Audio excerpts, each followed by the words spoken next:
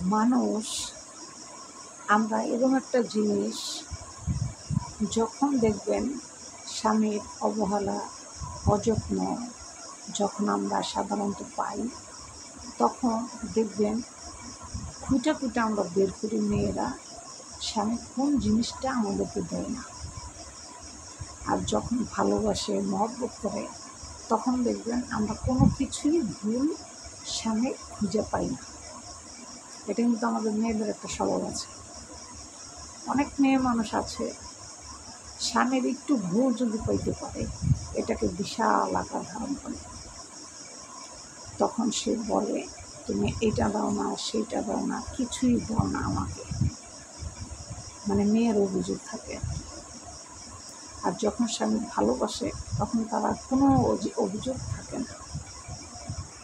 তাই আমি প্রত্যেকটা পুরুষ মানুষকে একটা কথাই বলবো, বউকে আর কিছু দিতে পারেন বা না পারেন, অন্তত পক্ষে একটু ভালোবাসেন, দেখবেন সে কিছুই চাইবে না আপনার কাছে।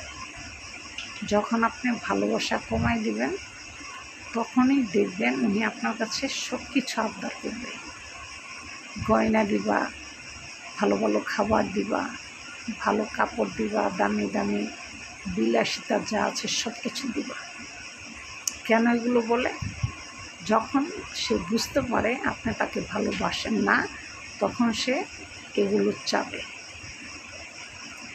আর যখন আপনি তাকে ভালোবাসবেন তখন সে কিছুই চাইবে না আপনার কাছে।